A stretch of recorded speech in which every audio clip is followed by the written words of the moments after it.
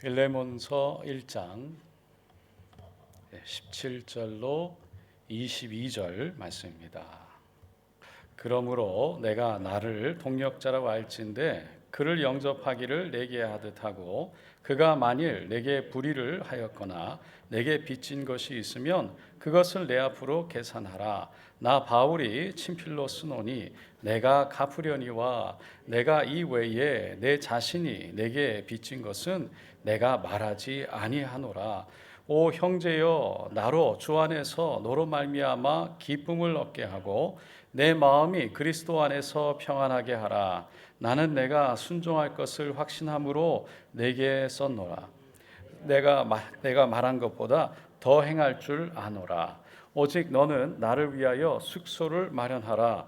너희 기도로 내가 너희에게 나아갈 수 있기를 바라노라. 아멘. 오늘 저는 빌레몬서 1장 17절로 22절 말씀을 통해서 사도 바울의 지혜라는 제목으로 함께 은혜를 나누고자 합니다. 오늘 말씀을 계속 읽으면서 여러분 생각이 들었습니다. 2023년을 마무리하는 마감하는 마지막 수요 예배를 하나님께서 우리에게 정말 적절한 말씀을 주셨다라는 생각이 들었습니다. 빌레몬서는 우리가 아는 것처럼 사도 바울이 로마 감옥에 갇혀 있을 때 오네시모를 만나게 되고요. 그 오네시모가 예수를 받아들여서 결국은 사도 바울을 돕고 또 함께 복음을 전하는 데 힘쓰고 애썼기 때문에 이 오네시모의 주인인 빌레몬에게 이 오네시모를 용서해 달라는 의미로 빌레몬서 편지를 써서 보낸 것이 빌레몬서죠. 그래서 사도 바울은 이 빌레몬에게 오네시모를 용서해 달라고 편지를 한 장 적었는데 쭉 읽어보면 사도 바울의 마음을 느낄 수가 있습니다. 그런데 그 사도 바울의 마음 속에는 오네시모를 사랑함과 함께 또한 빌레몬을 어떻게 대해야 될지를 아는 지혜가 정말 풍성히 있었다는 거죠. 사도 바울은 우리가 아는 것처럼 그 당시에 사도로서 수많은 믿는 사람들에게 존중과 존경을 얻는 사람이었죠. 명망이 대단했습니다. 그러니까 그런 존경의 대상, 믿는 사람으로서의 그런 대상이 직접 편지를 써서 빌레몬에게 용서해라 오네시모를 그렇게 격려하고 또 권면하고 있는 거죠. 빌레몬은 오늘 읽은 말씀 중에 특별히 보면 사도 바울에게 크게 빚을 졌다라는 것을 알 수가 있습니다. 그 상황을 조금 다시 한번 생각하면서 사도 바울이 명망이 뛰어났고 수많은 믿는 사람들에게 존중과 존경을 받았고 그래서 사도 바울의 말에 굉장한 무게가 실려 있는 데다가 빌레몬이 사도 바울에게 큰 빚을 졌다.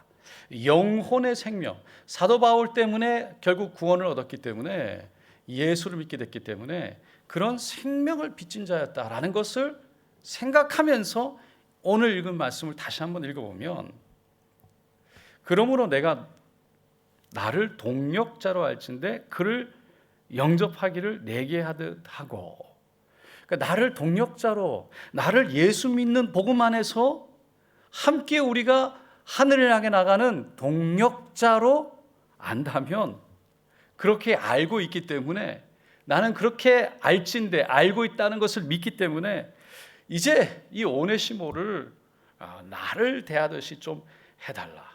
그만큼 빌레몬에게 지금 이 너하고 나하고는 특별한 사이라는 것, 복음 때문에 동력자다, 같이 가는 사람이다 이런 것을 분명하게 얘기를 하는 거죠. 그러면서 그가 만일 너에게 불의를 하였거나 너에게 빚진 것이 있으면 그것을 내 앞으로 계산하라.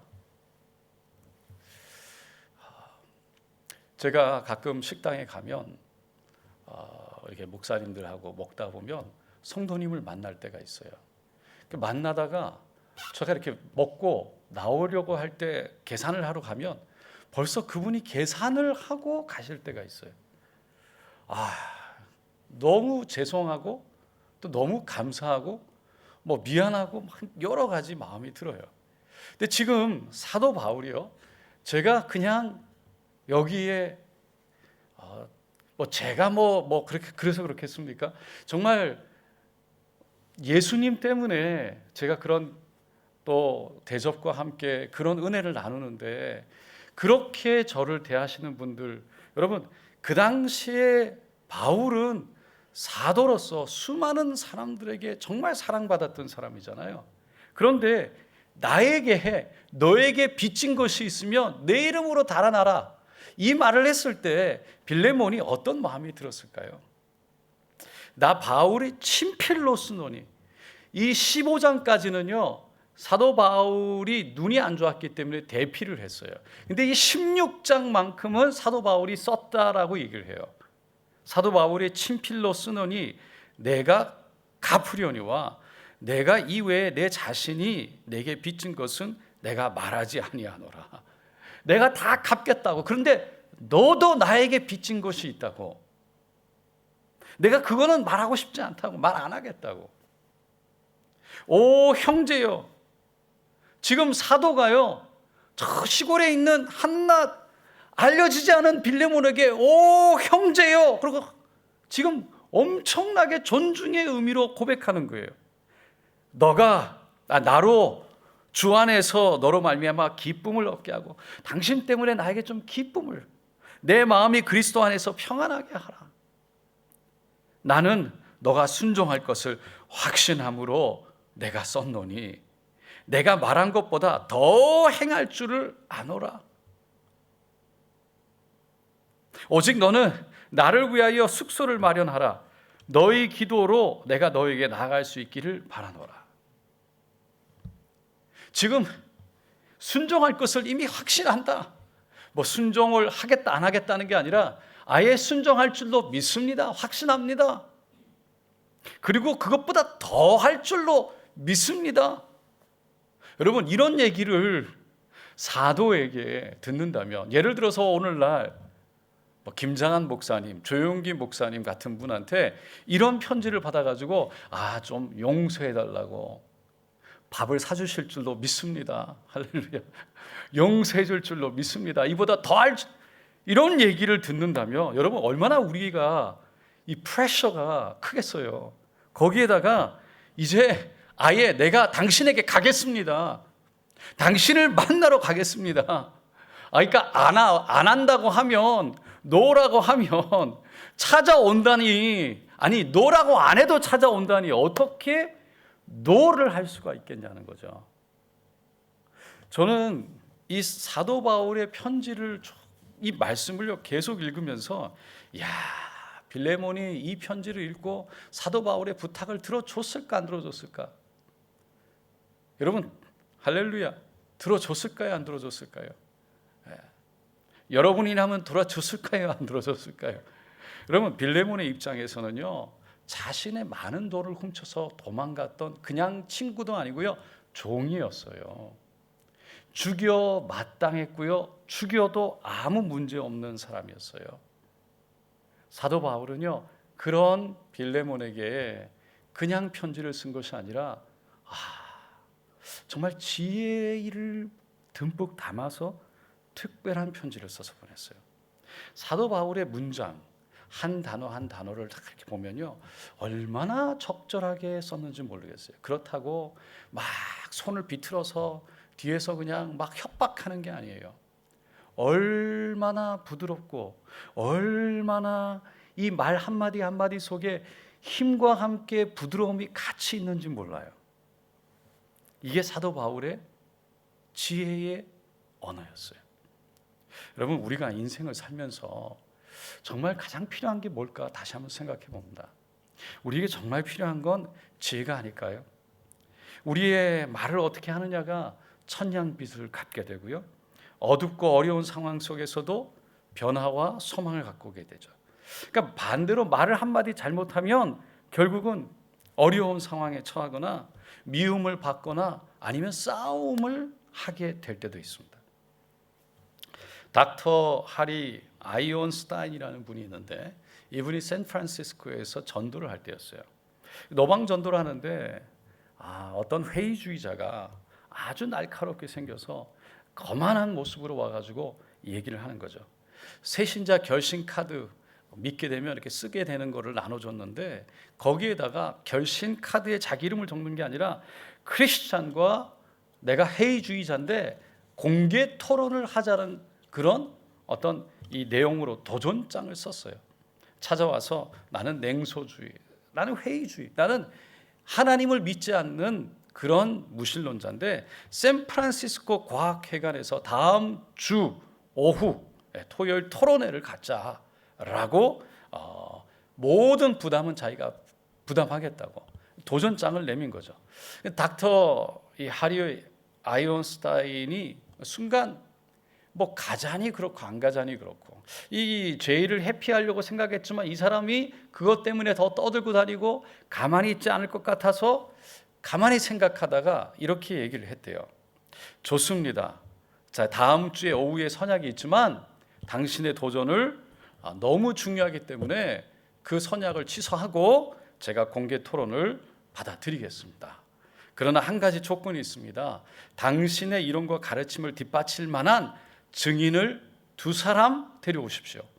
물론 나도 증인을 데리고 가겠습니다. 당신이 그렇게 기독교의 생명의 진리에 대해서 도전할 만큼 위대한 깨달음을 얻었다면 그 증인은 당신의 말로 인해서 과마를 받고 풍성한 삶을 살고 있으며 아마 당신의 주장을 위해서는 언제든지 생명을 바칠 각오가 되어 있는 사람이어야 할 겁니다. 그런 사람을 남자 여자 각각 한 명씩 데려오십시오. 남자는 아주 극적인 사건을 경험한 사람이면 좋겠고 사형수나 살인자나 아니면 이혼을 했거나 남을 속이거나 그런 벌을 받았던 그런 경험이 있는 죄가 많은 사람이었다가 그런 사람이 당신의 주장을 듣고 감동을 받고 회개해서 전혀 다른 사람이 된 사람이면 좋겠습니다. 그리고 여자는 아이를 죽였거나 남편이 5이 있거나 알코올 중독자거나 마약 중독자거나 전과가 있는 분으로서 당신의 주장하는 기독교 비판과 성경은 거짓이고 예수는 사기꾼이라는 말을 듣고 감동해서 그 주장을 받아들여서 당신의 주장을 따라 다른 사람들에게 그 주장을 전하는 열심이 있는 사람이면 좋겠습니다. 나는 그런 사람들을 수없이 많이 데려올 수 있지만 100명만 데려오겠습니다. 그러니까 나는 당신의 증언 대신 예수를 믿고 그렇게 변한 사람, 그리고 그 100명과 당신이 데려온 2명과 한번 토론을 해봅시다. 당신하고 나하고 2사람만 얘기하면 그것은 공론에 지나지 않을 겁니다. 여러분 어떻게 생각하세요? 그러니까 회의주의자가 잘해보시오. 그리고는 그냥 떠나갔다는 거예요. 그러니까 지혜라는 것은 결국은 쓸데없는 논쟁과 싸움이 있을 때 그것을 막을 수 있게 하는 힘이 있다는 겁니다. 우리 교회에 한 가지 어려운 점이 있는데 저기 밑에 저희 10번지에 치스윅 로드에 그분이 늘 우리 음악 소리에 드럼 소리에 뭐 찬양 소리에 새벽이고 저녁이고 금요일이고 늘 컴플레인을 하고 저에게 자꾸 메시지를 보내고 전화를 하고 교회에 전화를 하고 찾아오고 새벽 예배 때 찾아와서 영상으로 찍고 그리고 집에서 소리가 나는 거를 기록에 남겨서 이거 가지고 법정 가겠다고 지금 그러고 있어요. 근데 사찰 집사님이 지난주 금요일 날 끝나고 가는데 우리 집사님이 박흥수 집사님이 그 집에 창문을 이중 창문으로 하면 어떻겠냐고. 그러면 그 사람이 뭐라고 하지 않을 것 같다고. 그래서 저기 윤 목사님이 가가지고 박 집사님하고 주일날 가서 얘기를 한 겁니다. 그랬더니 이 사람이 좋다고. 일단은 그렇게 해주면 좋겠다고 그랬대요. 물론 월요일 날 아침에 시끄럽다고 또 저에게 메시지를 보내면서 법정 가겠다고 왔지만 일단 이번 주든 다음 주든 정리해서 창문을 2개를 만들어주고 그리고 그것 때문에 일단은 소리가 줄어지면 해결할 수 있지 않을까 그런 생각은 갖고 있습니다. 여러분 이게 지혜가 아닐까요? 저에게 금요일 날 기도하다가 전화가 계속 와서 이름이 안 뜨고 전화번호도 안 뜨고 언노운으로 계속 떠서 제가 그냥 전화를 받았는데 급한 일인가 싶어서 가끔 경찰이 전화 올 때가 있거든요. 그래서 받았더니 그 집 주인이에요. 그런데 한 30분 이상을 통화를 하면서 결국 싸우게 되는데 아무리 얘기해도 안 되는 거죠. 우리는 다 맞게 하고 결국은 그래도 안 되니까 지혜를 가지고 같이 가서 어쨌든 그분이 이걸 해주면 좋겠다고 했기 때문에 우리가 하려고 하는데, 여러분 이 문제를 놓고 기도해 주시기 바랍니다. 어쨌든 여러분, 문제를 해결하는 것이요 많은 경우에 지혜에 있다는 거죠. 지혜에 있다는 겁니다. 옛날에 어느 나라의 외동딸 어린 공주가 왕 임금에게 찾아와서 밤하늘의 별을 따달라고 졸랐대요. 어쩔 수 없이 임금이 신하들을 모아놓고 어린 공주가 밤하늘의 달을 따달라고 하니까 그렇게 해주라고 명령을 한 거예요. 그러니까 신하들은 어찌할 수가 없었지만 당황했지만 매일같이 모여가지고 회의를 하는 거죠. 임금에게 그거 불가능하다고 얘기를 못하는 거예요. 그래서 회의를 하는데 어떤 신하가 달을 따기 위해서는 저 하늘까지 닿는 긴 사닥다리를 만들어야 되기 때문에 전국의 모든 나무를 다 베야 된다는 거예요. 그러니까 다른 신하가 그러면 온 비가 올 때, 장마철 때 홍수가 나서 큰 일이 일어나니까 나무를, 우리나라에 있는 나무를 베는 게 아니고 외국에서 나무를 수입해야 된다고. 그러니까 다른 신하가 그렇게 수입을 해서 이 우리나라의 부가 다른 나라로 유출되어지면 경제가 어려워지니까 차라리 홍수를 맞는 게 낫다고. 그러면서 서로 싸우는 거죠. 어릴 때부터 천재라고 불렸던 신하가 달까지 가는 긴 사닥다리를 만들려면 무엇보다 달을 따서 운반하는 그 사다리가 달 무게를 견딜 수 있는지 구조적으로 분석을 해야 되는데, 우리나라에는 미적분을 전공한 사람이 없어서 이 교육 문제, 교육 정책에 문제가 있다고 막 비판을 하고, 어떤 신하는 궁궐보다 더 큰 달을 따오면 그 달을 집어넣을 수 있는 창고가 필요한데 지금 당장 창고를 지을 계획을 세워야 된다고. 또 어떤 달은 수백 명의 힘센 장수가 필요하니까 지금 당장 방을 붙여서 장수들을 모아야 된다고. 이런 이야기들로 결국은 왔다 갔다 했지만 정말 뾰족한 묘안이 나올 수가 없는 거죠. 정해진 한 달이 다 돼갈 때 임금의 성화에 못 견디는데 한 지혜로운 신하가 왕에게 나갑니다. 그리고 허락을 맡아서 공주에게 찾아갑니다. 공주에게 물었어요. 공주님, 원하는 달을 따드리려고 하는데 제가 아는 것이 없습니다. 공주님, 달의 크기가 얼마나 되지요? 그러니까 어린 공주가 막 웃으면서 임금의 신하가 그것도 몰라? 그거는 큰 접시만 하지. 그러니까 신하가 고맙다고 머리를 조아리고는 기뻐하며 왔대요. 그러니까 접시만한 달을 만들어주면 되는구나. 그런데 접시만한 빗을 만들어서 넣어서 줬는데 또 다른 문제가 생긴 거예요. 이 달을 받은 공주는 너무 기뻐하는데 신하들이 보니까 밤이 되는 순간 저 하늘에 달이 뜰 때에 지금 공주에게 준 달은 가짜라는 것을 알게 된다는 거죠. 그러면 공주가 화를 내거나 울면 이거에 대한 책임은 이 신하에게 다 돌려야 돼. 이러면서 난리가 난 거죠. 그래서 결국은 이 신하들이 모여가지고 다시 논의를 하는데, 공주님이 눈치채지 못하도록 모든 창문을 카튼으로 다 막아야 된다. 달이 뜨기 전에 공주님을 빨리 재워야 된다. 여러 가지 얘기가 있었던 거죠. 결국은 그 지혜로운 신하가 다시 임금의 허가를 받고 공주님을 찾아갑니다. 공주님, 달을 따왔으니까 이제 밤하늘에는 달이 없겠지요? 라고 속을 떠봤다는 거예요. 그랬더니 이 공주가 이 바보 신하야, 하늘에는 초승달, 반달, 보름달, 금음달 여러 가지가 있잖아. 그것도 몰라? 달은 매일 새로 뜨잖아. 그 얘기를 듣고 인사를 꾸벅하고 감사하는 마음으로 돌아왔다는 거죠. 결국은 임금님은 그 신하를 지혜를 칭찬했다고. 여러분, 우리의 삶 속에 많은 문제가 있을 때 가장 우리가 무엇을 놓고 기도해야 될까? 저는 가장 먼저 지혜가 아닐까 생각해 봅니다. 지혜의 왕 솔로몬은 지혜에 대해서 이렇게 얘기했습니다. 잠언 3장 15절에 지혜는 진주보다 귀하니 내가 사모하는 모든 것으로도 이에 비교할 수 없도다. 3장 18절 지혜는 그 얻은 자에게 생명나무라. 지혜를 가진 자는 복되도다. 16장 16절 지혜를 얻는 것이 금을 얻는 것보다 얼마나 나은고 명철을 얻는 것이 은을 얻는 것보다 더욱 나으니라. 우리가 정말 가장 귀하게 생각해야 될 것 중에 하나가 진주나 금이나 음이 아니라 지혜라는 거죠.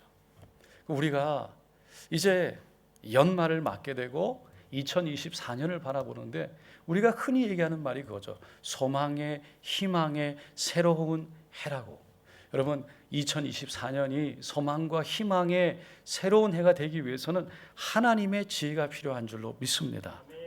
하나님의 지혜를 구하는 자를 하나님도 기뻐하세요. 솔로몬이 1,000번제를 드리고 하나님께 소원을 구할 때 다른 것 구하지 않고 부귀영화를 구하지 않고 백성들을 백성들을 잘 판단하고 판결하고 다스릴 수 있기 위해서 지혜를 달라고 하나님께 구했을 때 그것이 하나님께 기쁨이 되었다고 말하고 있습니다. 하나님이 기뻐하셨대요. 여러분, 우리가 내년에 지혜를 구할 수 있기를 원합니다. 정신분석학을 수립했다고 하는 이 프로이드가 쓴 글 중에 이런 이야기가 있어요. 배를 향하던 배가 파손이 되었어요. 바다를 향하던 배가 가다가 파손되었어요. 그런데 그 선원 중에 한 사람만 무인도로 바다의 파도에 실려서 거기 가서 살아남게 됐어요. 그런데 그 무인도가 아니라 그 섬에 그 원주민들이 사는데 그 원주민들 중에 추장이 가까이 오더니 이 하얗게 생긴 사람을 들어 올리고서는 메고 가는 거예요.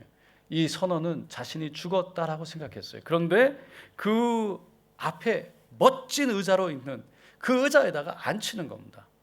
왕으로 삼은 거죠. 그 조그마한 섬에 왕이 되니까 권세가 생겼어요. 그 얼마 정도 시간이 지나서 이 옆에 있는 신하에게 왜 나를 주워다가 이런 왕으로 삼았느냐 그랬더니요, 이 신하가 이 섬에서는 1년에 한 번씩 사람들을 왕으로 세우게 되는데 왕으로 세우고 나면 1년이 지나고 나서 그 사람을 무인도로 배를 태워서 보낸다는 거예요.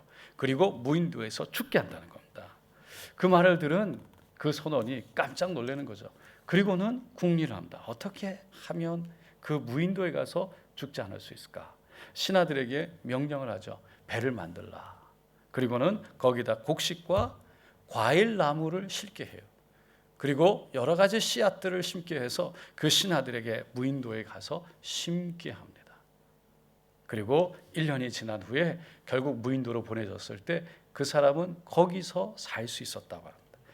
여러분, 결국은 우리가 이 땅에서 살아가는데 왜 지혜가 필요할까?